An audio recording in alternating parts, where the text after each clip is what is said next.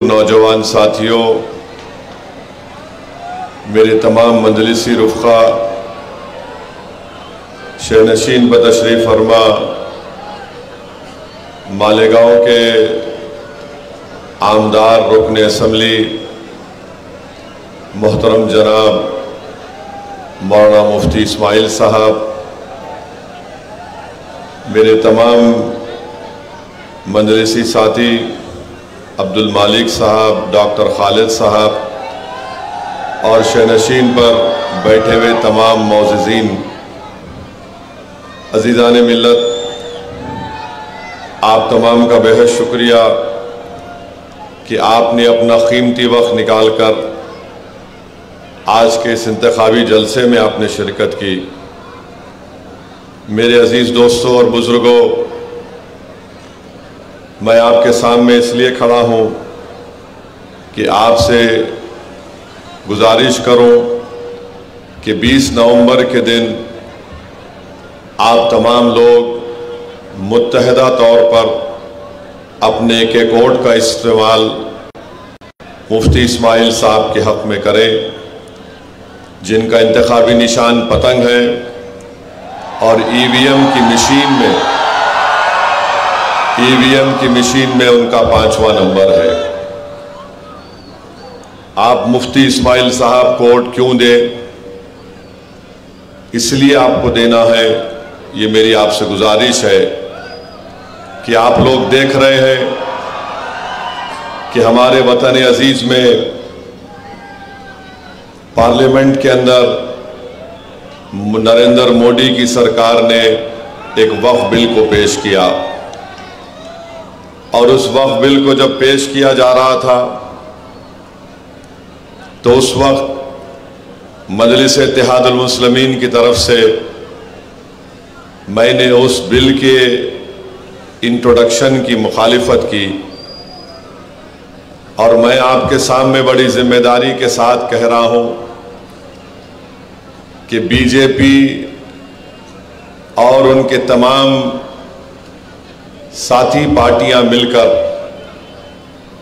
भारत से वक्फ की जायदाद को ख़त्म करना चाहती हैं और बीजेपी के साथ शिंदे, बीजेपी के साथ अजीत पवार, और जब ये बिल पार्लियामेंट में पेश हुआ तो उस वक्त उद्धव ठाकरे के रुकने पार्लिमान लोकसभा में नहीं थे।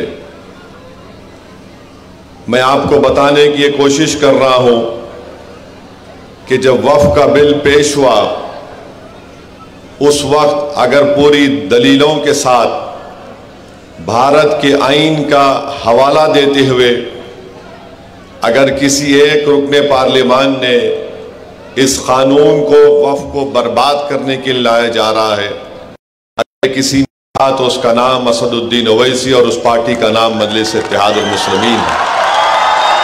मेरे अजीज दोस्तों और बुजुर्गों,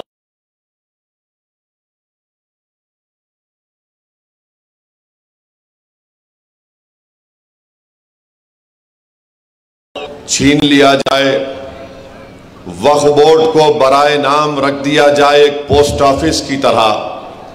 और आप लोग जानते हैं कि वक्फ अगर कोई करता है तो वाकिफ उसका मालिक नहीं होता, वो जब वक्फ करता है तो उसका मालिक अल्लाह सुब्हानहू व तआला हो जाता है। अब मोदी ये चाहती हैं कि वक्फ की जायदादों को कैसे छीन लिया जाए कि मालेगांव के या यहाँ के ज़िले के कलेक्टर को इख्तियार दे दिया गया कि अगर कोई रोड चलता आदमी जाकर कलेक्टर से कह दे कि ये जायदाद वक्फ की नहीं है तो कलेक्टर साहब इंक्वायरी ऑर्डर करेंगे और जैसे ही वो इंक्वायरी ऑर्डर करेंगे वो जायदाद वक्फ की नहीं रहेंगी, तावक्त है कि वो अपनी इंक्वायरी को मुकम्मल ना कर ले। और इंक्वायरी मुकम्मल करने के लिए कोई वक्त नहीं लिखा गया। अब कोई भी जायदाद पे कलेक्टर इंक्वायरी लिख देगा, जायदाद वक्फ की नहीं रहेगी, हम उससे महरूम हो जाएंगे, चाहे वो दरगाह हो, मस्जिद हो, कब्रस्तान हो, खानखाएं हो। फिर इसमें यह भी अख्तियार दे दिया गया कलेक्टर को कि अगर कोई वक्फ अल औलाद करना चाहता है, तो मोदी आजकल फजीलतुल शेख बन चुके हैं हनफी फिक़्ह के मामलात में। वो ये कह रहे हैं कि कोई वक्फ अल औलाद उस वक्त तक नहीं कर सकता जब तक वो अपनी बेटी के हुकूक को नहीं दे देता के जायदाद में। हम नरेंद्र मोदी को ये बताना चाह रहे हैं कि वक्फ अल औलाद में भी एक वालिद या कोई भी उसकी अपनी पूरी जायदाद को अल्लाह के नाम पर वक्फ करती है, उसका बेनिफिशियरी अपने बेटे और बेटियों को बनाती है। उसका मुतवल्ली कोई मर्द भी हो सकता है और खातून भी हो सकती है, मगर नरेंद्र मोदी वक्फ अल औलाद को खत्म करना चाहती हैं। वक्फ बोर्ड में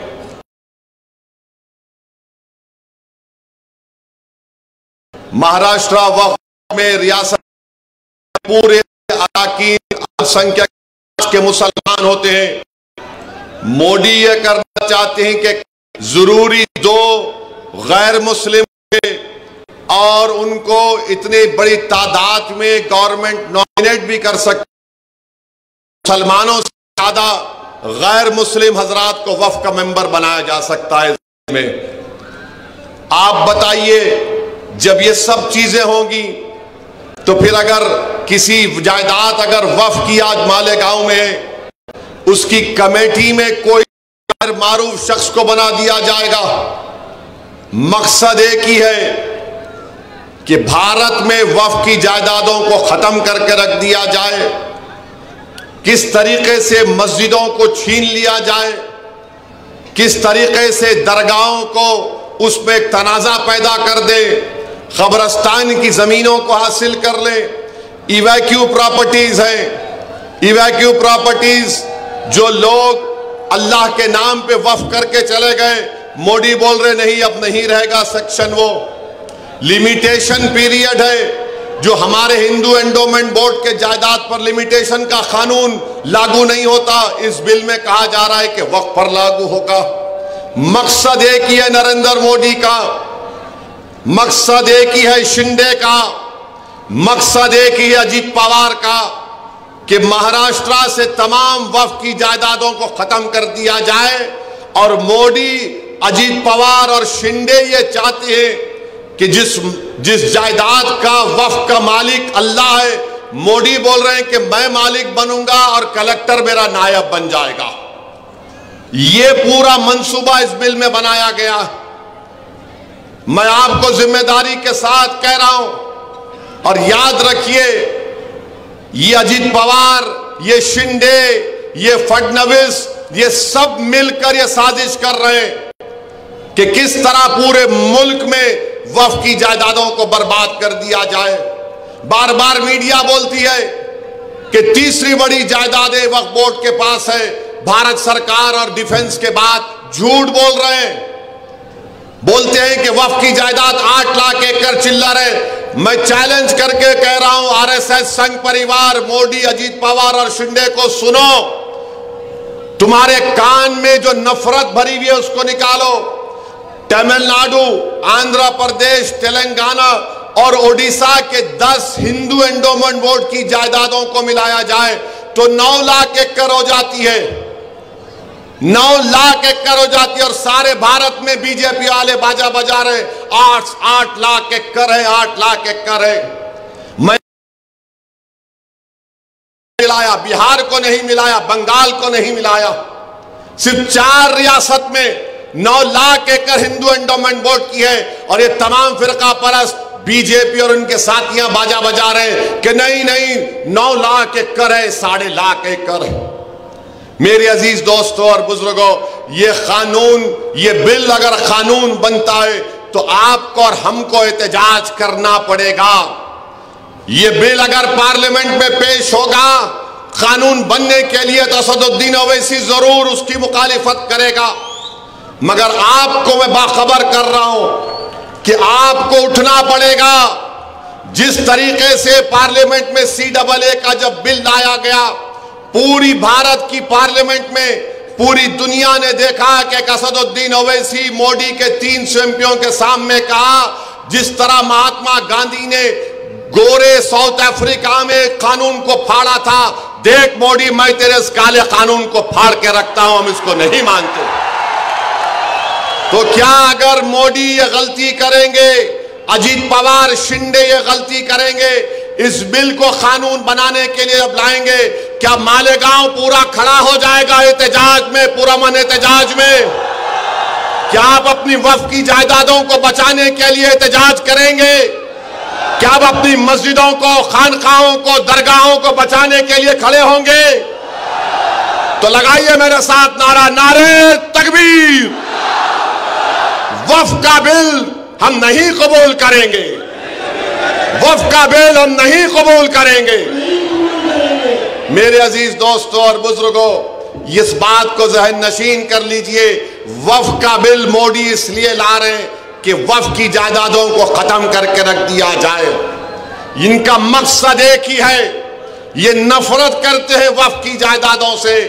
मेरी आपसे दबन गुजारिश है कि इस पर गौर करिए।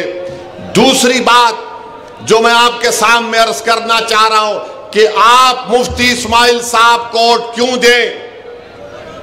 मुझे एक बात बताइए, सारी दुनिया जानती है ये ऑटो वाला, इसको ऑटो किसने दिया? इसको ऑटो दिया मोदी ने, इसको ऑटो दिया शिंदे ने, इसको ऑटो दिया अजीत पवार ने। ये तीनों की मिठाई लेकर मालेगांव में ऑटो चला रहा है। ये इत्तेहाद का ऑटो नहीं है, ये मोदी, शिंदे और अजीत पवार का ऑटो चला रहा है। मैं आपको पूछना चाह रहा हूं, ये अगर मुफ्ती साहब इंशाअल्लाह जीतेंगे, मैं आपको की गारंटी दे रहा हूं कि मुफ्ती इस्माइल और मजलिस इत्तेहादुल मुस्लिमीन कभी शिंदे, फडणवीस, अजीत पवार, मोदी, अमित शाह का साथ नहीं दिए, ना कभी देंगे इस चुनाव के बाद, जीतने के बाद। मगर अगर ये ऑटो वाला जीतेगा, खुदा ना खास्ता, तो ये जाकर गोद में बैठ जाएगा शिंदे के, ये गोद में बैठ जाएगा अजीत पवार के, और ये मोदी के साथ बैठकर उसकी बनाई हुई चाय पिएगा। ये फर्क है मुफ्ती इस्माइल में और इस ऑटो वाले में। और याद रखो, मालेगांव की आवाम दो समंदर के किनारे एक नहीं हो सकते।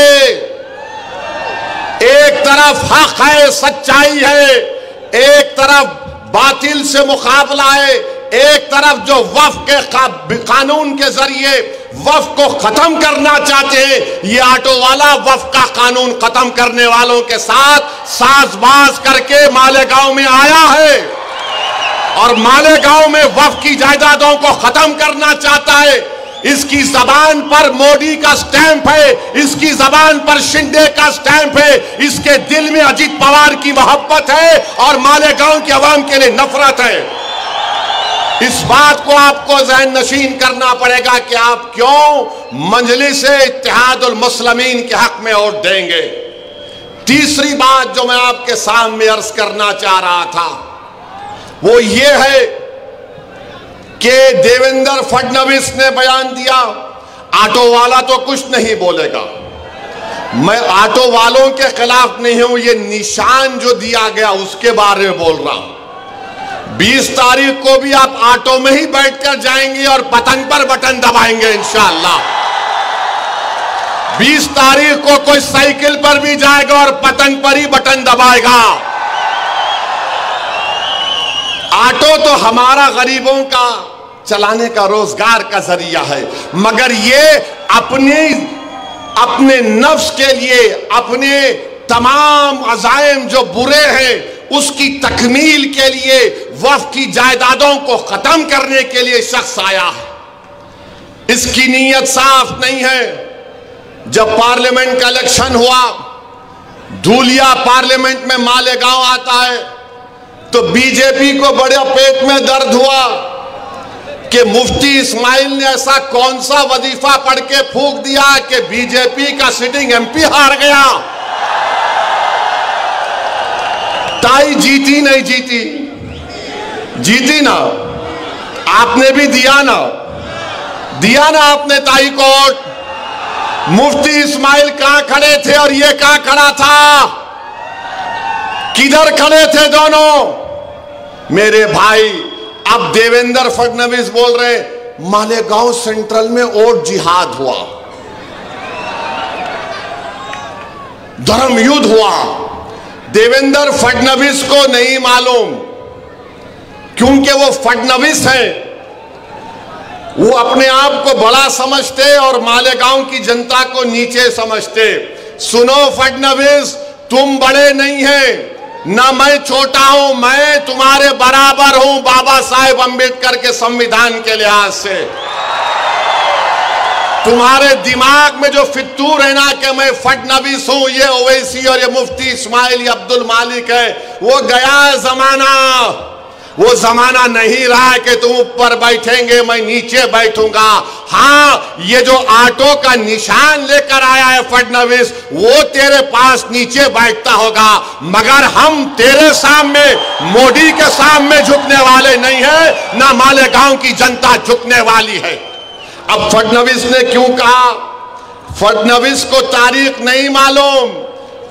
फडणवीस को हम जरा हिस्ट्री पढ़ाते हैं। फडणवीस सुनो, 1818 में यही मालेगांव था। मालेगांव के किले में मराठा और अंग्रेजों की जंग हुई।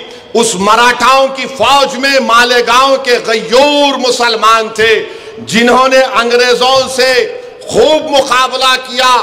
30 मुसलमान शहीद हुए मराठाओं की फौज में, और अंग्रेजों ने 36 बंदूक, तोप, 800 गोला बारूद और 35,500 गन पाउडर इस्तेमाल किया 1818 में। फिर 1921 में फडणवीस, सुनो, 1921 में नॉन कोऑपरेशन मूवमेंट हुआ, तो मालेगांव के सरफिरे लोगों ने 47 में आजादी मिली। मालेगांव के लोगों ने कहा, 1921 में कहा कि अभी हम अंग्रेजों का परचम किले से निकालते, अंग्रेजों के परचम को निकालकर फेंक दिया। फडणवीस को नहीं मालूम, उनके पेट में दर्द हो रहा है, क्योंकि फडणवीस तुम्हारे पूर्वज नहीं थे, वो मुफ्ती इस्माइल अब्दुल मालिक के पूर्वज थे, जिन्होंने 1921 में झंडा निकाल दिया। तुम्हारे साथ तो वो शख्स बैठा हुआ है, तुम्हारे साथ फडणवीस वो शख्स बैठा हुआ है, तुम उसको मदद कर रहे हो, तुम उसको पनाह दे रहे हो, जो मालेगांव के जनता के घरों में, दीवारों में, दिलों में तोड़ना चाहता है, घर घर को बांटना चाहता है। और हमारे बुजुर्गों ने 1921 में फडणवीस अंग्रेजों के झंडे को निकाल दिया। और फडणवीस मरने वालों के नामा क्या थे? सुलेमान शाह, इस्राइल अल्लाह रखा, शाबान भिकारी, बुद्धू फरीदास, अब्दुल गफूर, अब्दुल्ला खलीफा और मोहम्मद हुसैन को अंग्रेजों ने जेल में टार्चर करके मार दिया। फडणवीस, क्या तुमको तकलीफ इसलिए हो रही है कि तुम्हारे ऊपर के लोग कोई नहीं थे, ये हमारे लोग थे पूरे? मालेगांव सेंट्रल, मालेगांव सेंट्रल, फडणवीस की जबान से क्या निकला? मालेगांव निकला नहीं निकला? निकला नहीं निकला मालेगांव? क्या कहा? और जिहाद, क्या कहा? धर्म युद्ध। तो फडणवीस ने क्या किया?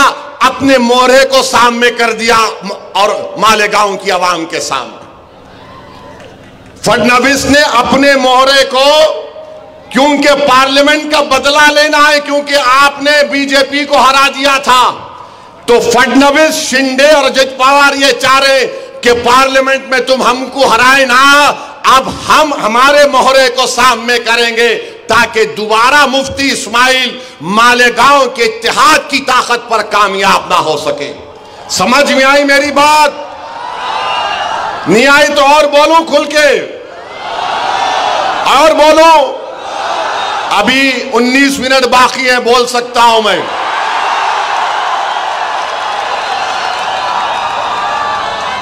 तो ये बीजेपी, आरएसएस और मोदी को सबसे पूरी ज्यादा तकलीफ इस बात की है कि हम धूलिया कैसे हार गए, ये मालेगांव सेंट्रल वालों ने क्या काम कर दिया। और इसीलिए फडणवीस बोल रहे ओट जिहाद धर्म युद्ध। अब ये ओट जिहाद धर्म युद्ध के माने मेरे को नहीं मालूम, मुझे इतना मालूम है कि 20 तारीख के दिन मालेगांव की आवाम अपने वोट की ताकत पर फडणवीस के मोहरे को हराएगी इंशाअल्लाह ताला। मुझे इतना मालूम कि मालेगांव की आवाम सुलेमान शाह, इजराइल अल्लाह रखा, शाबान बिखारी, बुद्धू फरीदास, अब्दुल गफूर की कुर्बानियों को ताजा कर देगी और शिंदे और अजीत पवार के चमचे को जीतने नहीं देगी इंशाअल्लाह ताला। जिस तरह इन हमारे शहीदों ने अंग्रेजों के झंडे को निकाल कर फेंक दिया, हम दोबारा यहां पर मोदी, अमित शाह, शिंदे, अजीत पवार का झंडा छुपा कर आने वाले को मालेगांव की सड़कों पर, मालेगांव में उसका झंडा लहराने नहीं देंगे, नहीं देंगे, नहीं देंगे। मालेगांव में परचम लहराएगा तो इत्तेहाद का परचम लहराएगा, मालेगांव में परचम लहराएगा तो गुलामाने मुस्तफा का परचम लहराएगा, मालेगांव में परचम लहराएगा तो आशिक रसूल का परचम लहराएगा, मालेगांव में परचम लहराएगा तो वफ़ की जायदादों को बचाने वालों का परचम लहराएगा, मालेगांव में परचम लहराएगा तो दरगाहों को आबाद करने वालों का परचम लहराएगा, मालेगांव में परचम लहराएगा तो दिलों को मिलाने वाले का परचम लहराएगा, बांटने वालों का परचम नहीं उठेगा, नहीं लहराया जाएगा इंशाअल्लाह।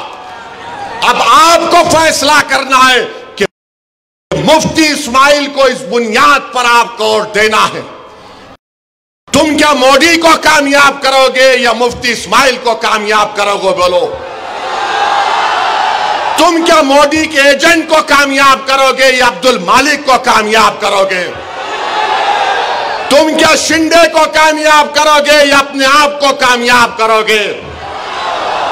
तुम क्या अपने आप को कामयाब करोगे या अजीत पवार की मिठाई लाकर बांटने वाले को कामयाब करोगे? यह फैसला मालेगांव की आवाम को करना है। चौथी वजह कि आप क्यों वोट देंगे मुफ्ती इस्माइल को, महाराष्ट्र में एक शख्स ने रसूल अल्लाह सल्लल्लाहु अलैहि वसल्लम की शान में गुस्ताखी करने की कोशिश की। कोई आका की शान में गुस्ताखी नहीं कर सकता, नहीं कर सकता। जिसका साया नहीं उसकी गुस्ताखी कोई कर सकता है, जिसके लिए जमीन और आसमान को बनाया गया उसके लिए गुस्ताखी कर सकता है। जिसका उम्मती सुबह क़यामत तक रहेगा, जब तक कलमा पढ़ने वाला होगा क़यामत नहीं आएगी उस उम्मती का ये मुकाम। तो गुस्ताखी करने की कोशिश किया। ये आसमान की तरफ देखकर कोई थूकेगा तो थूक किस पे गिरता? क्या कोई बोलेगा मैं थूक के चांद की रोशनी को छुपा दूंगा? चांद की रोशनी को नहीं छुपा सकता। अब उसने बका, अनाब शनाब बका। किसने एहतजाज किया? जो ऑटो का निशान लेकर आया या इम्तियाज जलील और मुफ्ती इस्माइल ने एहतजाज किया उसके खिलाफ? बोलो, तुम्हारे दिलों से सवाल कर रहा हूं। अगर आपके हमारे दिल में गुलामी है आका की, कमले वाले की, तो मजलिस इत्तेहादुल मुस्लिमीन ने एहतजाज किया। जब एहतजाज इम्तियाज जलील ने ऐलान किया मजलिस इत्तेहादुल मुस्लिमीन की तरफ से, तो लोग समझ रहे थे, ये एजेंट भी समझ रहा था मोदी का, नहीं नहीं पब्लिसिटी के लिए कर रहा है, पुलिस रोक लेगी उसको।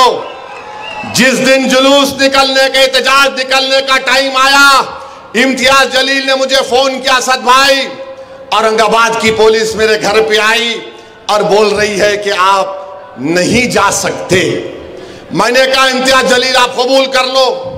इम्तियाज जलील बोले क्या बोल रहे आप? मेरा आसान है, कितने गाड़ियां औरंगाबाद को आ गए? बोले असद भाई कम से कम 5000 आ गए। मैंने कहा वो उन पुलिस के आलादार से आप रिक्वेस्ट करो। ओके सर हम नहीं जाएंगे। हमको मालूम हुआ कि औरंगाबाद में अमित शाह आए हुए हैं, उनके पास चले जाते हम। पुलिस वाले बोले नो नो नो ये नहीं हो सकता। बोले नहीं हो सकता, या तो मैं यहां जाऊंगा या तो बंबई जाऊंगा।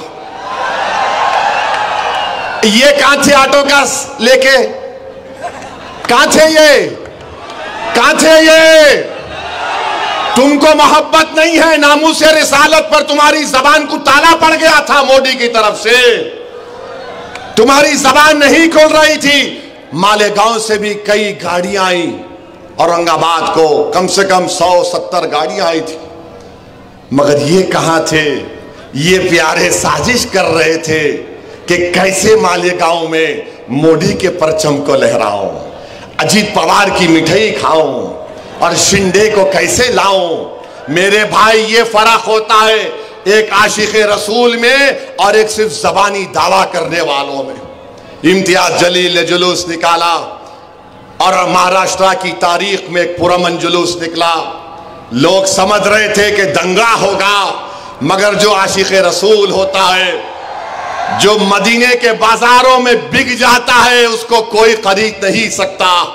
मेरे भाई जुलूस निकला, एहतजाज हुआ, दुनिया ने देख लिया। आप कहां थे? ये कहां थे? नजर नहीं आए।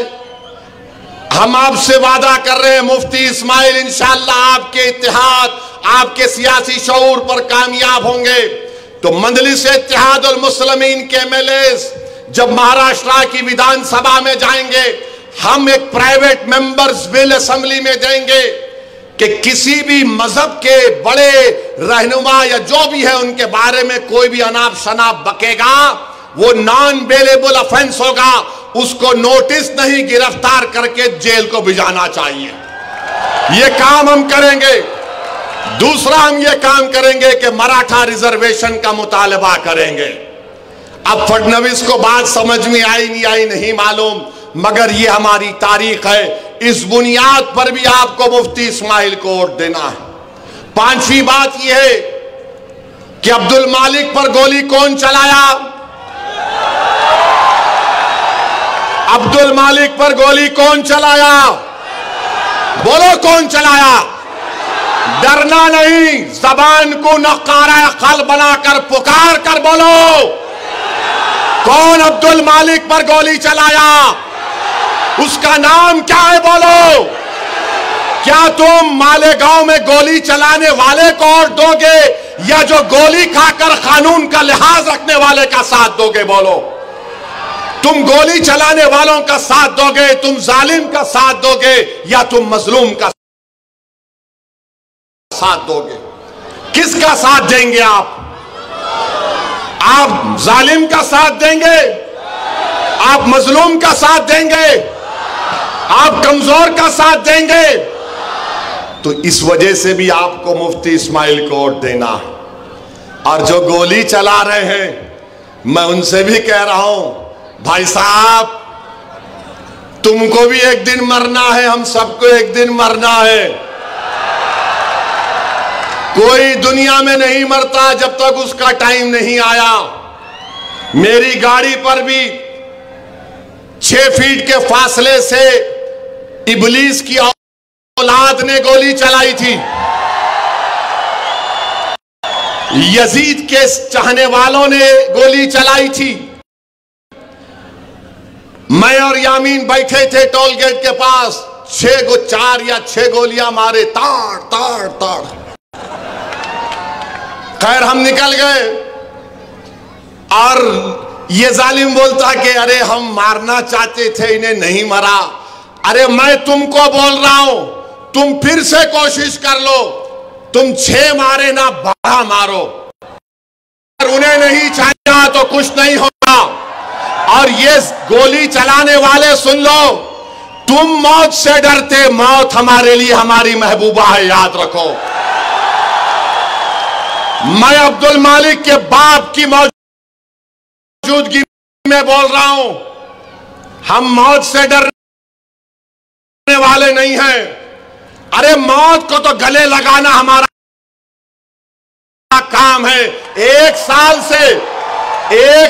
से इजराइल गाजा में 40,000 लोगों को मार दिया, मगर वहां का बच्चा भी बोल रहा, ले पत्थर, फलस्तीन जिंदाबाद। आप हमको 4 गोलियां अब्दुल मालिक को मार के जख्मी करके, याद रखो जख्मी शेर ज्यादा खतरनाक होता है। मगर इनका मंशा और मकसद क्या है? जो गोली पर भरोसा करते, बैलेट पर नहीं करते, जो गोली पर भरोसा करते, जमहूरियत पर नहीं करते, वो आपके वोट के हकदार नहीं है। याद रखो मालेगांव के गरीबों, याद रखो मेरी इज्जतदार मां और बहनों, तुम चाहे अंसारी हो या दखनी हो या कुछ भी हो, तुम चाहे मुसलमान हो या दलित हो, याद रखो अगर गोली का कल्चर शुरू हो जाएगा तो अब्दुल मालिक पर चली गई, कल तुम्हारी औलाद को मारा जाएगा, कल तुम्हारी बेटी बेवा होगी, कल तुम्हारे बच्चे यतीम होंगे। इसलिए गोली चलाने वालों का साथ हम नहीं दे सकते। जान बचाने वालों का साथ दो, जान लेने वालों का साथ मत दो, कातिलों का साथ मत दो, जिंदगी बचाने वालों का साथ दो। और वो है मजलिस इत्तेहादुल मुस्लिमीन। मुफ्ती इस्माइल को इसलिए आपको वोट देना है, इसीलिए आपको वोट देना है। अब आप बोलेंगे एक और वजह बताओ असदुद्दीन। एक और वजह यह है मेरे दोस्तों, करबला का मैदान है, इमाम हुसैन है, पानी बंद कर दिए, खुद पानी पीते थे, मगर याद रखो तारीख पुकार पुकार कर कह रही है, जिसने इमाम हुसैन का पानी बंद किया आज जमाना उनको भुला दी। आज जो उस वक्त पानी नहीं पियाले रसूल, आज सुबह क़यामत तक दुनिया उनको याद रखती है। याद रखो जालिमों, तुम्हारा जुल्म ज्यादा चलने वाला नहीं है। तुम ये समझ रहे हो कि तुम किसी को डराएंगे, पोस्टर नहीं लगाना, हम ऐसा कर देंगे, जमीन पे कब्जा कर लेंगे। अरे तुम ड्रग्स को मालेगांव में आम कर दिए, तुम ड्रग्स को मालेगांव में आम कर दिए। क्या नाम है उसका? हाँ नहीं नहीं, और एक नाम भी है, और एक नाम भी है।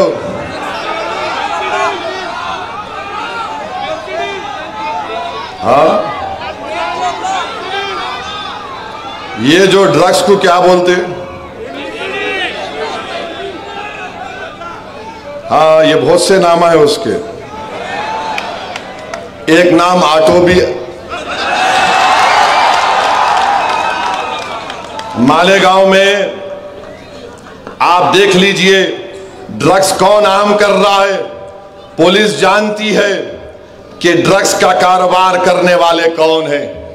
बच्चों की जिंदगियां बर्बाद कर रहे हैं, बच्चों को बर्बाद कर रहे हैं।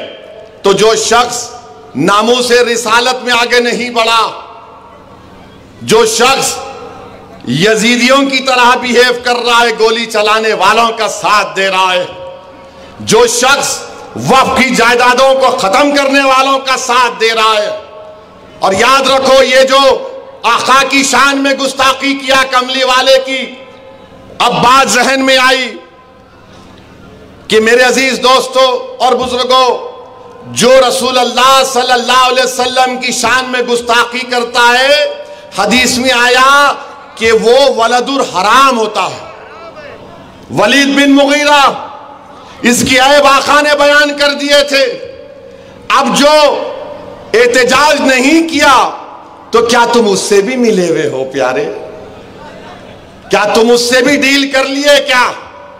तो मेरे अजीज दोस्तों और बुजुर्गों, हम आपसे अदबन गुजारिश करने आए हैं कि 20 नवंबर के दिन आपको मुफ्ती इस्माइल साहब को वोट इसलिए भी देना है जो मालेगांव के हर मजहब के मानने वालों को साथ लेकर चल सके, जो मालेगांव के हर मसलक के लोगों को साथ लेकर चल सके, जो मालेगांव के हर फिरके के लोगों को साथ लेकर चल सके, जो मालेगांव के दिलों को जोड़ने का काम कर सके, जो मालेगांव के इख्तलाफात को कम करने का काम कर सके। ये काम सिर्फ मजलिस-ए-इत्तेहादुल मुस्लिमीन कर सकती है। ये शिंदे, अजीत पवार और मोदी का एजेंट नहीं कर सकता। ये सुनो मेरी बात को, अगर ये लोग अपनी साजिश में खुदा ना खास्ता लाखों बार कामयाब हो जाएंगे, ये हमारे घरों की दीवारों को तोड़कर रास्ता बना लेंगे। ये तुम्हारे घरों की दीवारों को तोड़कर रास्ता बना देंगे। मुफ्ती इस्माइल मंजलिस कामयाब होगी तो तुम्हारे घरों की दीवारों का तहफ़्फ़ुज़ होगा, तुम्हारी बुनियादें मजबूत होंगी, इख्तलाफात कम किए जाएंगे।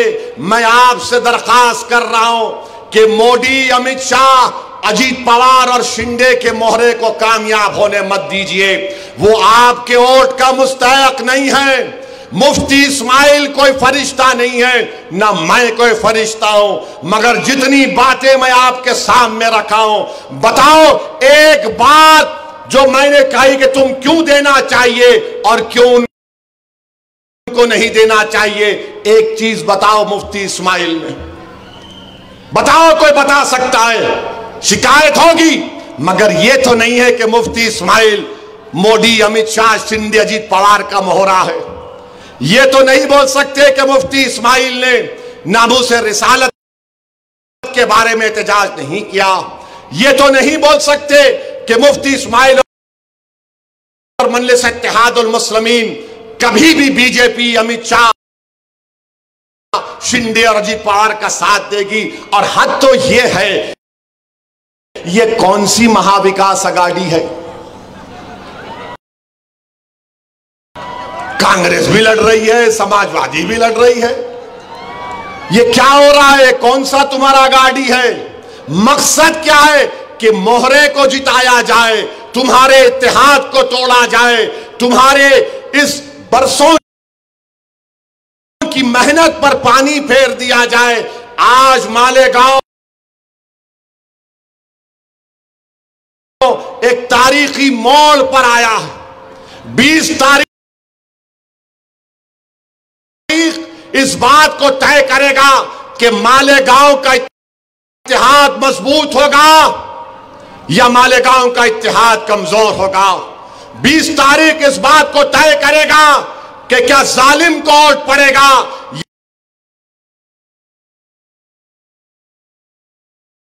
या जालिमों से पंजा आजमाई करने वालों का आप साथ देंगे। 20 तारीख इस बात को तय करेगा कि कोई इमाम हुसैन का परचम उठाने वाले का आप साथ देंगे या यजीदी लश्करों का जो मोहरा बनकर आ रहा है उसका आप साथ देंगे। 20 तारीख इस बात को तय करेगा कि आप दिलों को मिलाने वाले का साथ देंगे या दिलों को तोड़ने वाले का साथ देंगे। 20 तारीख इस बात को तय करेगा कि अब्दुल मालिक को इंसाफ मिलेगा या फिर और ऐसे अब्दुल मालिक पर गोलियां चलाई जाएंगी। 20 तारीख इस बात को तय करेगा कि मालेगांव में जो लोग नशा दे रहे हैं, ड्रग्स दे रहे हैं, हम उनका ताक़ुब करेंगे या फिर वो हम पर हावी हो जाएंगे। 20 तारीख इस बात को तय करेगा कि अगर दोबारा महाराष्ट्र में कोई नामूसे रिसालत पर कोई बकवास करेगा तो हम एहतजाज करने वालों का साथ देंगे या फिर जालिमों से जाकर हाथ मिलाने वालों का साथ देंगे। तो बताओ मालेगांव की आवाम, बताओ मेरी मां और बहनों, किसका साथ दोगे आप? किसका साथ दोगे आप? बताओ, हाथ उठाकर बताओ। आप मुफ्ती इस्माइल का साथ देंगे